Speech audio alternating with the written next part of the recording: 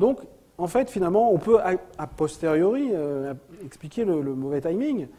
Donc, souci sur la propriété intellectuelle, et puis surtout, pas de driver très fort, pas de raison forte d'améliorer la productivité de la R&D jusqu'à ce que l'industrie pharmaceutique se trouve dans une situation d'explosion des coûts. N'oubliez pas aussi l'arrivée des génériqueurs, qui fait que la période d'exploitation devient plus courte au niveau des molécules.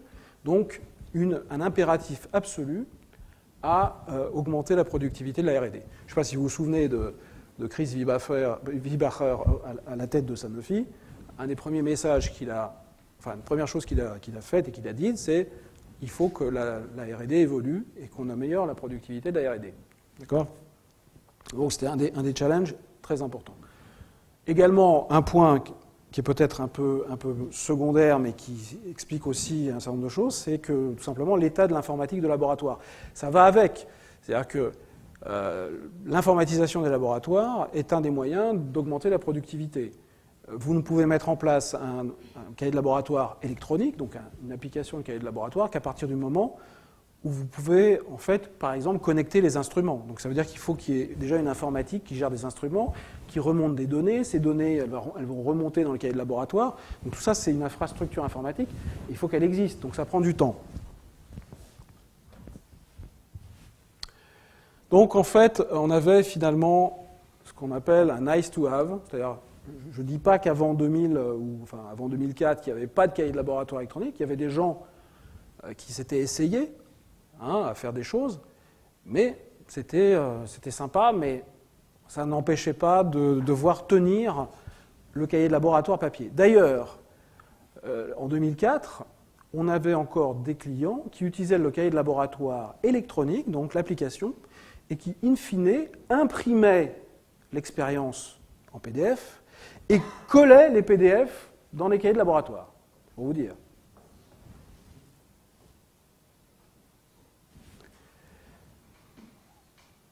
Donc, avec les évolutions qu'on a vues, du coup, on a un changement, évidemment, de nature. C'est-à-dire que non seulement c'est devenu...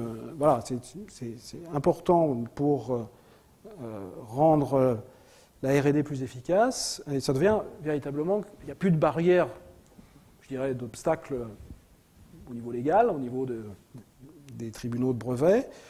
Donc ça devient un must-have. Donc voilà. Alors, c'est intéressant de comprendre que, à travers cet exemple, que les marchés ont une vie. Il y en a qui rigolent parce qu'ils ont déjà dû voir ça N fois. Bon. Ce truc-là a l'air banal, mais moi, quand j'ai commencé à utiliser ça il y a à peu près une dizaine d'années, il faut savoir que quand on rencontrait des gens et qu'on parlait de crossing the chasm, il n'y avait personne qui connaissait ça en France. Mais personne. C'est-à-dire que je me revois encore discuter même avec des investisseurs, parce qu'il y a 10 ans, je faisais de l'investissement, et donc ça fait beaucoup plus de 10 ans que j'ai connu ce bouquin, et ben, il y avait des gens qui n'avaient jamais entendu parler de ces travaux-là. Pourtant, c'est très vieux. En fait, cette histoire de courbe d'adoption de la technologie, d'ailleurs, ça date des années 60. C'est né dans je crois que c'est dans le contexte des puces, enfin, qu'on appelle ça, des puces de silicium, dans l'industrie des semi-conducteurs, voilà, c'est ça. Je cherchais que c'est né dans la Silicon Valley dans les années 60. Cette idée qu'un marché de technologie, en fait, il a une espèce de forme comme ça, avec des early adopters, des visionnaires, des early adopters, et puis ensuite, le marché continue à évoluer comme ça.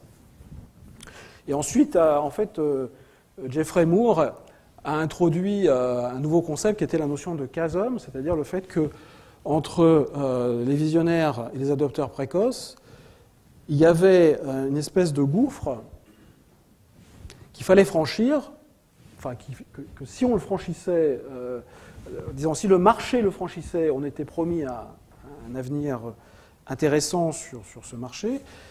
Et si le marché ne le franchissait pas, on pouvait avoir des pchits, en fait, des innovations qui ne rencontrent pas de marché. Enfin, en tout cas, un marché qui ne se développait pas.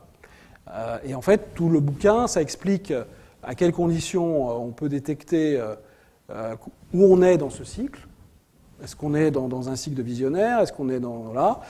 Qu'est-ce qu'il faut faire pour franchir le chasme? Tout ça, il s'est expliqué dans ce bouquin. Okay, donc, je vous recommande de le lire si vous ne l'avez pas fait, parce que c'est quand même une base. Et donc, ce marché du cahier de laboratoire, c'est pareil, il a du cahier de laboratoire électronique, il a suivi ce cycle. C'est-à-dire que quand je suis arrivé, donc très concrètement en 2004, la société avait vendu le cahier de laboratoire à 30 chercheurs dans un laboratoire à Sisteron, dans le sud de la France, chez Sanofi. Pourquoi? Parce qu'il y avait un visionnaire qui était un grand monsieur chez Sanofi, un grand chimiste, qui avait pris conscience que ça ne pouvait plus continuer comme ça et qui avait poussé, qui avait agi de son influence pour que un type dans un laboratoire se mouille pour commencer à adopter ce truc-là. Voilà. Bon.